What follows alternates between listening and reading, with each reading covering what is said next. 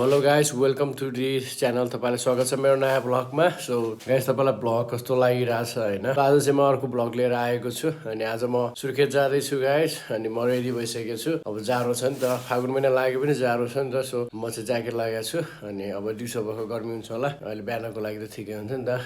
So अब यहाँबाट जाँदैछु। यहाँबाट दाङबाट पनि सुर्खेत जाने एकदमै सजिलो र सहज र छिटो पुगिने बाटो छ भन्ने थाहा पाएको कारणले अब म र एकजना दाइ जाँदैछौँ अनि म दाइलाई चाहिँ रिसिभ गर्न जाँदैछु। अब स्टे ट्युन गाइज। म दाइलाई रिसिभ गरेर यहाँ ढिलो गर्नुभयो यहाँ दाइले। म चाहिँ अघि नै आएको थिएँ, 5:30 बजी आएको थिएँ म। सो अनि अब हामी यहाँबाट अब निस्किन लाग्छौँ होइन। यहाँबाट हामी तुलसीपुर जान्छौँ। सो गाइस हाम्रो अब यात्रा सुरु भइसकेको छ सुर्खेतको लागि। कस्तो हुन्छ है त सुर्खेतको बाटो कस्तो छ दाङदेखि सुर्खेत जाने।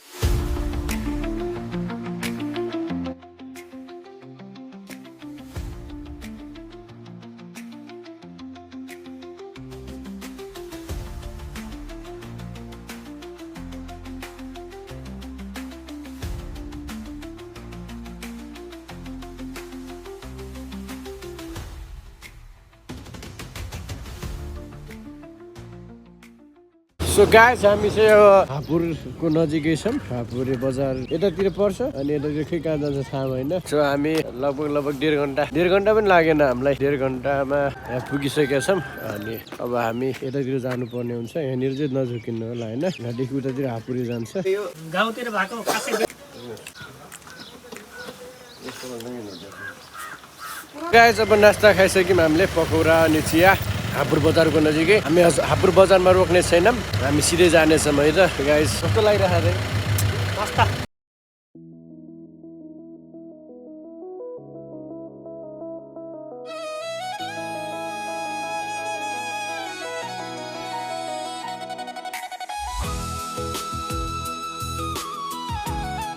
सो हामी अगाडि खोला काटिसकेपछि यता गयो भने हामी सुर्खेततिर जान सक्छौँ। सुर्खेत जाने यताबाट पनि जान मिल्छ अरे गाइज होइन। अनि यतादेखि गयो भने सर्कल पर्छ।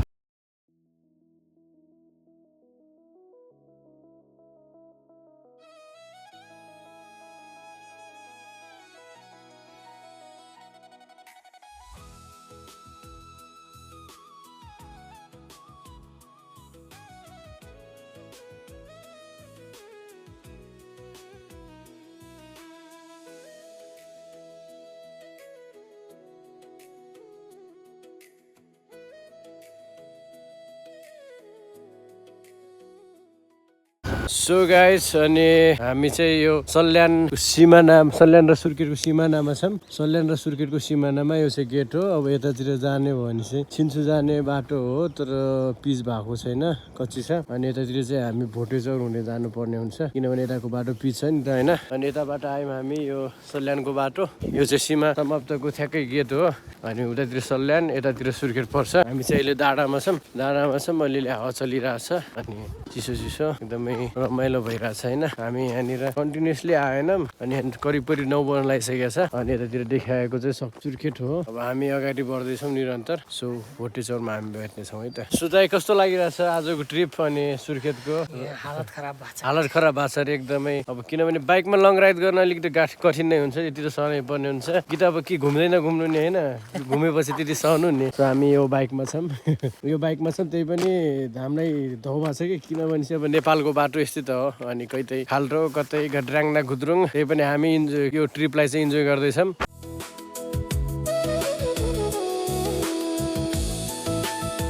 सो गाइस फाइनल्ली म चाहिँ अहिले भोटेचौरमा पुगिसकेको छु होइन। भोटेचौर सुर्खेतको भोटेचौर। सो इधर गयो भने हामी जाजरकोट जान सकिन्छ, रुकुमको खलङ्गा पनि पुग्न सक्छ अनि यतातिर जाजरकोट पनि जान सक्छ। सो हामी यताबाट आयौँ अनि त्यो बाटो आइसकेपछि अब हामी जानुपर्ने हुन्छ सुर्खेतको वीरेन्द्रको बजारको लागि, यतातिर जानुपर्ने हुन्छ होइन।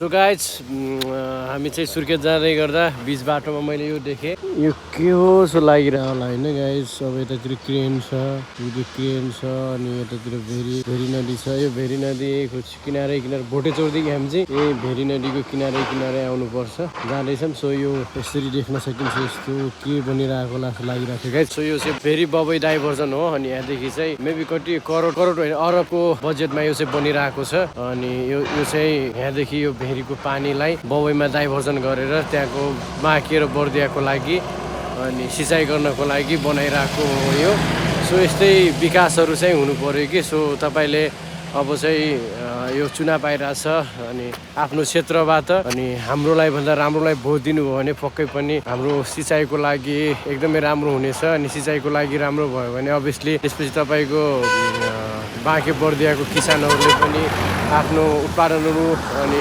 पर्याप्त मात्रामा उत्पादन गर्न सक्नुहुन्छ नि त होइन त्यो नेपाल गरिब देश छैन कि नेपालमा करप्सन भएर मात्रै हो भ्रष्टाचार भएर मात्रै हो होइन भने विकासको गति लिन चाह्यो भने विकास गर्न चाह्यो भने चाहिँ हुन्छ होइन गाइस सो योपालि चुनाव आइरहेको छ चुनावमा चाहिँ हाम्रोलाई भन्दा राम्रोलाई भोट दिनु होला एकदमै यस्तो विकासको काम चाहिँ एकदम तीव्र गतिमा हुनेछ सो यही भन्न चाहन्छु हाम्रोलाई भन्दा राम्रोलाई भोट दिनुहोस् अब बबईको मुहान त्यति ठुलो छैन नि त बबईको मुहान त्यति ठुलो छैन यो हेर्न सक्नुहुन्छ यो भेरीको होइन यो भेरीको पानी चाहिँ यतिकै खेर गइरहेको छ कि खेर गइरहेको छ भन्नाले पनि अब यतिकै गएको छैन त्यसै युटिलाइज हुन पाएको छैन अनि यो चाहिँ बाँके बर्दिया अब यो ठाउँमा चाहिँ सिँचाइ हुन पायो भने एकदमै राम्रो हुन्छ नि त सो गाइज यही भन्न चाहन्छु फाइनल्ली हाम्रो 2-3 घन्टाको कठिन यात्रापछि हामी सुर्खेतको रामघाट भन्ने ठाउँमा आछौँ अनि यहाँ किन आछौँ होला जस्तो लागिरहेको होला होइन गाइस अब सुर्खेत बजार वीरेन्द्र बजार पुग्नुभन्दा अगाडि यता रामघाट ठाउँ छ अनि रामघाटमा चाहिँ हाम्रो दाइको दिदी दाङदेखि यहाँ बिहे गर्नुभएको नि त सो यहाँ दिदीको घर छ दिदीको घर बनिरहेको योभन्दा अगाडि आएको थियौँ पिलर अझै बनेको थिएन अहिले चाहिँ पिलर पनि बनिसकेको छ अर्को घर बन्ला छ तर एउटा कुरा चाहिँ मलाई युनिक लाग्यो गाइस यहाँको ठाउँ होइन किन के युनिक लाग्यो भन्नुहुन्छ भनेपछि यो घरहरू छ नि देख्नुहुन्छ यो घर बस्थ्यो घर अनि धेरै यो घरहरू चाहिँ कति राम्रो माटोको बनेछ एक तलाको गराज छ अनि माथि सिधी भर्याङबाट जाने एकदमै राम्रो छ के चिसोमा पनि त्यस्तो चिसो नहुने घरमा त्यस्तो गर्नु नहुने तलको फ्ल्याटमा बस्यो भने त होइन एकदमै युनिक घर छ क्या पाहाडको पहिलाको बाजे बराजुर एकदम साइन्टिस्ट नै हुनुहुन्छ जस्तो लाग्छ मलाई साइन्टिस्ट नै हुनुहुन्छ कि किनभने त्यो डिजाइनको घर अनि बनाउनु भयो भने अहिलेको त ढलाइ घर हुन्छ चिसोमा चिसो हुन्छ गर्मीमा तात्या हुन्छ नि त सो गाइज अब हामी यहाँ एकछिन बस्छौँ होला फेरि सेस हुन्छौँ त्यसपछि हामी सुर्खेतको वीरेन्द्र बजारतिर लाग्नेछौँ एकछिन पछि सो हामी त अब सुरु गऱ्यौँ है त भीमदाइले सुरु गरिसक्नुभयो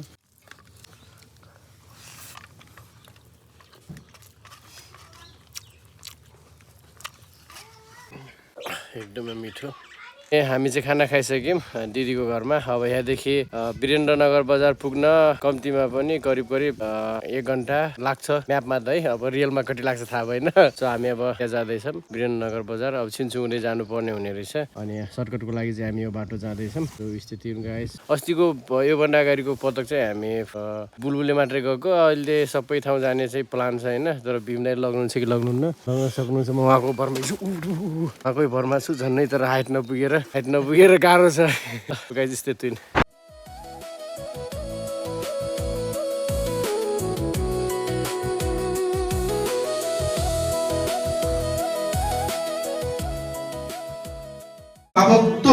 देखाउनको लागि सो फाइनली गाइस म चाहिँ अनि सुर्खेतको निसिएजी चर्च एकछिन सङ्गति लिन पाएँ आशिषमै भएँ यो छ निसिएजी चर्च कहिलेकाहीँ आउनु पर्यो भने कहिलेकाहीँ तपाईँ आउनुभयो भने चाहिँ यहाँनिर छ एयरपोर्ट नजिकै छ ऊ त्यहाँनिर छ एयरपोर्ट जाने बाटो अनि एयरपोर्ट नजिकै छ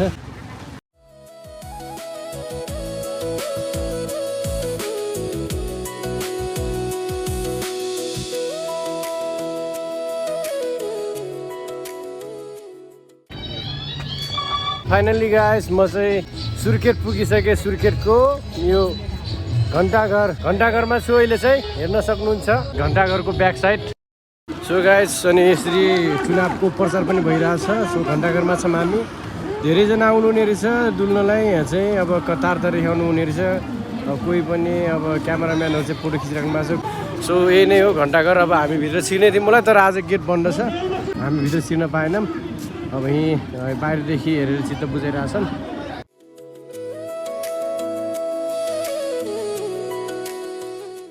अहिले हामी शहीद पार्क आइसकेका छौँ। यतै अगाडिबाट जाने हो, हावा चलिरहेछ होइन, एकदम रमाइलो लागिरहेछ गाइस। हामी छौँ अहिले शहीद पार्क, वीरेन्द्रनगरको शहीद पार्क छौँ होइन। सो अब जाँदैछौँ, पिच बाटो छ।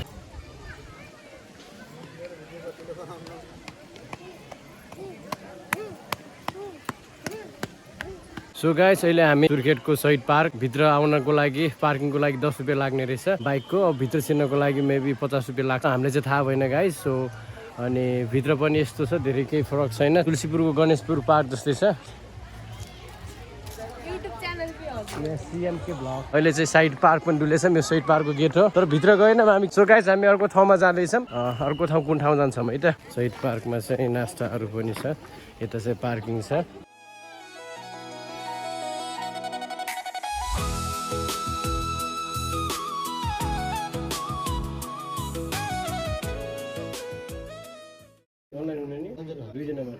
शहीद पार्क डुलेर शहीद पार्कदेखि काँक्री बिहार टेम्पलमा आएका छौँ। हेर्नु जाऊँ होइन, यो अहिले मैले हिस्टोरिकल टेम्पल लागिरहेछ, कस्तो छ है त गाइस।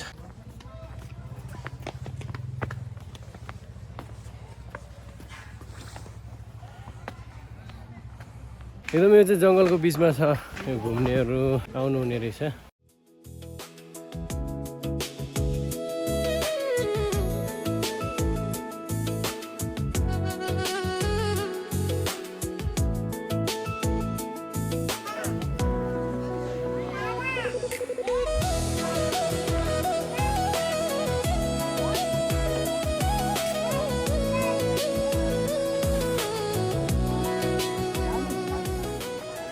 सो यो चाहिँ रहेको छ काँक्री बिहारको मन्दिर।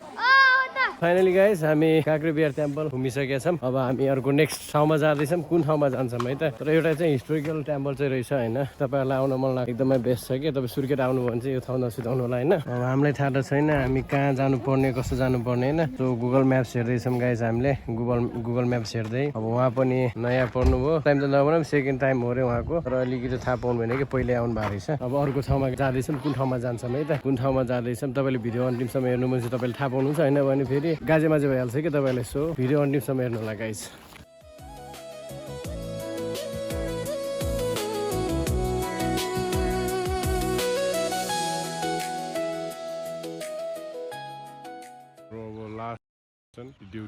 मन्दिर भन्ने हुन्छ, किनभने अब हामी जानुपर्छ नि त। अब दाङ जानुपर्छ, यहाँदेखि दाङ जानु पर्यो, हाम्रो डेस्टिनेसन। हामीलाई यहाँबाट जान दाङ घोडा करिब 3 लाग्छ। टाइम कति घन्टा लाग्ने रहेछ है त। दिदीकोमा जान्छौँ। सो गाइस हामीले तेल हालिसक्यौँ 1000 रुपियाँको। अब 1000 रुपियाँको तेल हालिसकेपछि अब त यहाँबाट पुगिन्छ दाङ घोडा। त्यत्रो धेरै तेल लाग्दैन, 1000 रुपियाँको त लाग्दैन, मेबी 600 सम्मको लाग्छ। हामीले फेरि बाटोमा कोही डिस्टर्ब नहोस्, बाटोमा कोही तेल नसिद्धोस् भनेर 1000 रुपियाँको हाल्यौँ गाइस। अनि स्पोन्सर हुनुहुन्छ हाम्रो भीम दाइ। सो गाइस अब हामी यो वीरेन्द्र बजारलाई बाई बाई भन्दैछौँ होइन। अब अगाडि जाँदैछौँ हामी गाइस। यो चाहिँ भेरीको पुल हो, भेरीको पुल सदने तिमी सानैमा सानै रहर मात्रै होला नि भन्ने चाहिँ गाइस। अनि एकदमै युनिक पुल छ। तपाईँ यो सिन्चुदेखि सुर्खेत जान लाग्नु भने चाहिँ यो बाटोमा पर्छ होइन। यो दुईटा लहराले यतातिरको साइडमा र उतातिरको साइडमा पनि सेम यस्तै गरेर दुईटा लहराले अड्डा छ होइन। यो नदी चाहिँ तपाईँको भेरी नदी हो, पछि गएर यो कर्णालीमा मिसिन्छ होइन। यसो तल बर्खाको सिजनमा चाहिँ यो सबै भएर हुन्छ कि ऊ त्यो त्यहाँनिर जलाउने छ नि त घाटहरू, घाटको माथि माथिसम्म पनि आउँछ। अनि अहिले चाहिँ हरियो पानी छ, बर्खामा चाहिँ सर्लकै त्यो ढाके हुन्छ, ढाकेर एकदमै धमिलो पानी आउँछ। यो सबै फलामले अड्डा छ कि, फलामले अड्डा छ। अनि यो दुईटा लहराले अड्डा छ। सो एकदमै युनिक छ। अनि तपाईँले बाटोमा जाँदै गर्दा यो पुल पनि देख्न सक्नुहुन्छ होइन। रमाइलो लागिरहेछ। यात्रा त कठिन छ गाइस होइन, तर के गर्नुहुन्छ, यात्रा कठिन भए पनि अनि यस्ता दृश्यहरूले चाहिँ मनमोहक बनाउँछ, मन चाहिँ रमाइलो बनाउँछ। अब हामी यहाँबाट छिन्छु हुँदै हामी उता नेपालगञ्जतिर जाँदैछौँ, किनभने त्यहाँबाट धेरै लङ पर्छ, धेरै लामो यात्रा पर्छ कि हाम्रो दाङ जानको लागि चाहिँ। हामी त्यहाँबाट दाङको हापुरी बजारतिर निस्किन जान्छौँ।